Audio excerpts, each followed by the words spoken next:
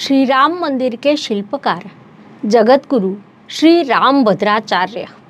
शास्त्र का अद्भुत अलौकिक ज्ञान, मंदिर का मार्ग किया प्रकाशवान।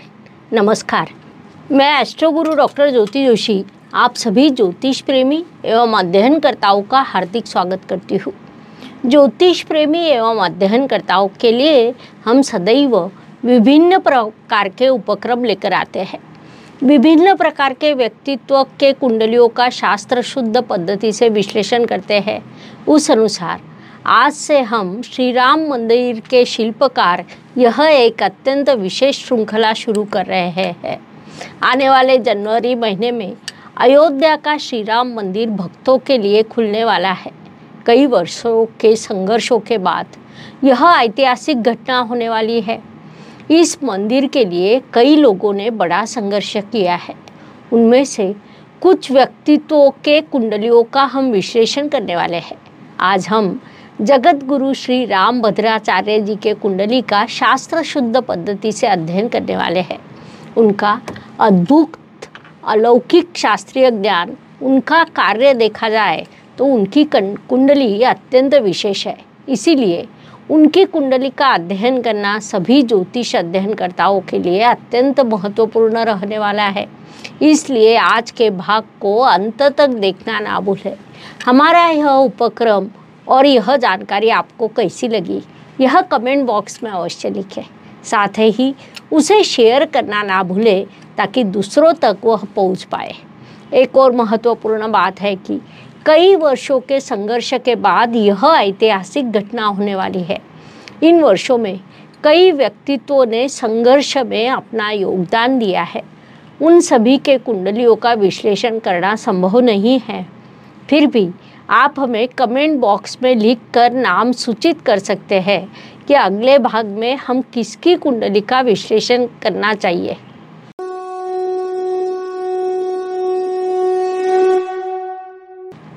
सबसे पहले हम जगत गुरु श्री रामभद्राचार्य जी की संक्षिप्त रूप में जानकारी प्राप्त करेंगे। विभिन्न प्रकार के न्यूज़ चैनल पर आध्यात्मिक चर्चाओं में सम्मिलित होने वाले ज्येष्ठ व्यक्तित्व जो प्रज्ञाचक्षु है, अर्थात उन्हें दृष्टि नहीं है, लेकिन उनके पास शास्त्रीय ज्ञान की ऐसी दिव्य ज्योति है कि जिसके बल पर वे सभी को अचंभित कर देते हैं। उनकी वाणी में शास्त्रीय ज्ञान की गंगा बहती है। वे अलौकिक व्यक्तित्व है। जगत गुरु श्री रामभद्राचार्य जी है। अत्यंत विद्वान, शिक्षाविद, बहुभाषाविद, रचनाकार, प्रवचनकार, हिंदू महागुरु के रूप में उनका बड़ा नाम है। वे रामानंद संप्रदाय के वर्तमानकालीन 4 जगत गुरु रामानंदाचार्य में से एक है। इस पद पर वे सन 1988 में विराजमान है। हिंदू धर्म में उनकी गरिमा को देखते हुए उनके ज्ञान की, उनके कार्य की, उनके अलौकिक व्यक्तित्व की हम कल्पना कर सकते हैं।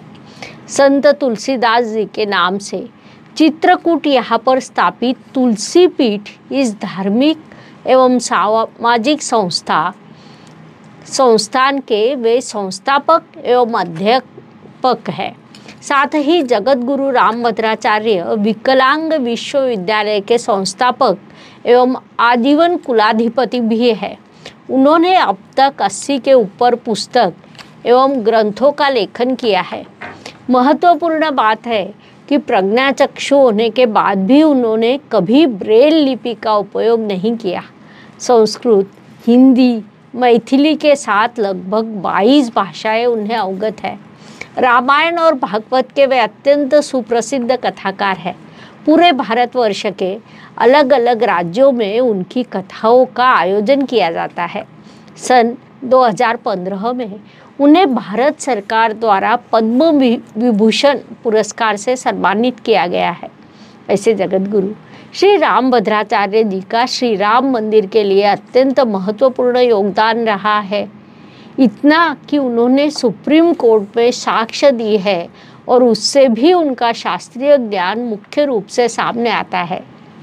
ऐसे जगत गुरु जी के कुंडली का अब हम अध्ययन करने वाले हैं। मनुष्य की बुद्धि जहाँ समाप्त होती है वहाँ अध्यात्म शुरू होता है। जगत गुरु श्री रामभद्राचार्य जी की कुंडली जब हम देखते हैं तो बड़ा आश्चर्य लगता है। वास्तव में सच कहा जाए तो उनका पूरा जीवन ही आश्चर्यों से भरा है।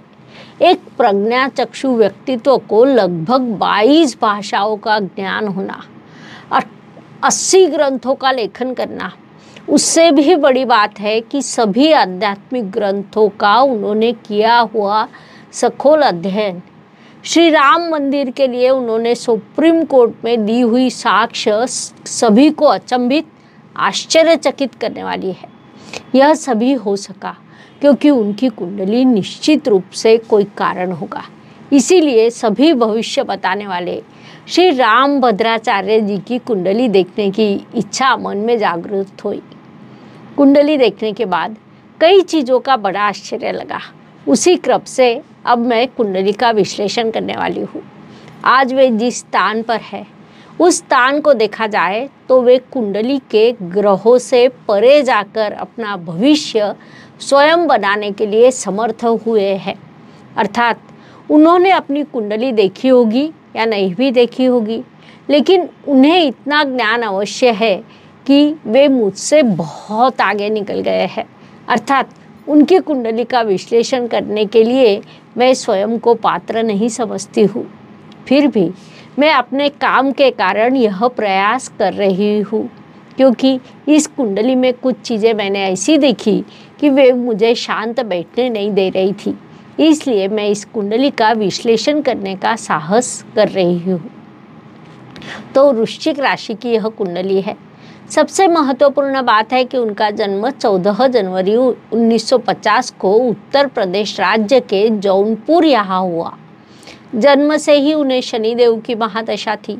जैसा हमें पता है कि वृश्चिक राशि अर्थात मंगल देव के राशि के लिए शनिदेव अकारक है। उनकी कुंडली देखी जाए तो मंगल लाभ स्थान में और मंगल के व्यय स्थान में शनि विराजमान है। ऐसी स्थिति थी। मुख्य रूप से उनके साथ जो पहली दुर्घटना हुई थी तब वे केवल 2 महीने के थे।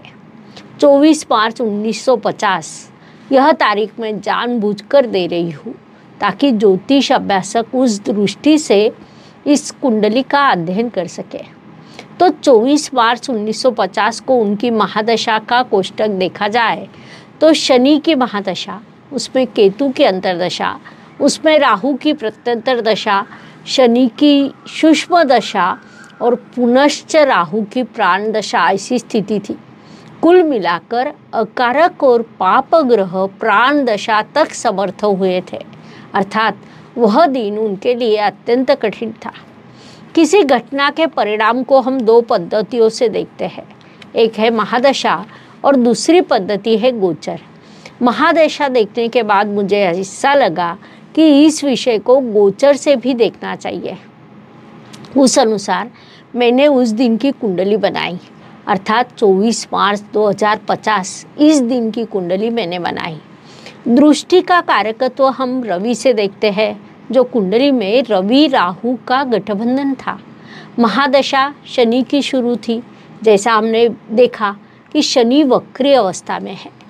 शनि राहु षडाष्टक योग, साथ ही राशि स्वामी मंगल भी वक्री अवस्था में। अर्थात गोचर से जब हम देखते हैं तब बड़ी नकारात्मक स्थिति सामने आई। विशेष रूप से हम रवि देखते हैं, दाई आँख और बाई आँख को कुंडली के व्यय स्थान और धन स्थान से देखा जाता है। कुल मिलाकर जब हम इस गोचर कुंडली को देखते हैं तो वह बड़ी नकारात्मक दिखाई देती है। उस कुंडली को भी मैं आपसे शेयर कर रही हूँ। उसे आप देख सकते हैं कि उस दिन रवि बुध राहु यह 3 ग्रह गठबंधन में थे। राहु और रवि अंशात्मक पद्धति से नजदीक आए हैं। मंगल और शनि वक्री अवस्था में थे। संक्षेप में महादशा और गोचर इन सभी के गणित को जब हम देखते हैं तो 24 मार्च 1950 यह दिन उनके लिए अत्यंत कठिन था। अर्थात आज का हमारा विषय उनका धार्मिक बौद्धिक कार्य है। उस अनुसार इस कुंडली को देखा जाए तो यह वृश्चिक राशि की कुंडली है। वृश्चिक राशि के लोग अत्यंत परिश्रमी होते हैं। मकर राशि में अधिकतम ग्रह विराजमान है। अर्थात रवि, बुध, गुरु और शुक्र यह सभी ग्रह मकर राशि में विराजमान है। मकर राशि को भी शनि देव की परिश्रमी राशि कहा जाता है। शनि और रवि का कर्म स्थान और परिश्रम स्थान में परिवर्तन योग हुआ है, अर्थात दशम स्थान में रवि देव की सिंह राशि आती है, वहाँ पर शनि देव विराजमान है। तृतीय स्थान में शनि देव की मकर राशि आती है, वहाँ पर रवि देव विराजमान है। रवि देव के साथ बुध, गुरु और शुक्र यह 3 ग्रह विराजमान है। बुध ग्रह से हम प्राथमिक बुद्धिमत्ता देखते हैं, गुरुदेव से हम सकोल ज्ञान देखते हैं और शुक्र देव भी राक्षसों के गुरु शुक्राचार्य अर्थात ज्ञान का कारकत्व इन तीनों ग्रहों के पास है। यह तीनों ग्रह रवि के गठबंधन में तृतीय स्थान में शनि देव की राशि में विराजमान है और शनि देव रवि देव की राशि में विराजमान है। कुल मिलाकर पराक्रम और कर्म इन 2 स्थानों में विशेष योग निर्माण हुए हैं। यहाँ पर एक अत्यंत महत्वपूर्ण विषय आता है, धर्म, जिसके लिए वे कार्यरत है।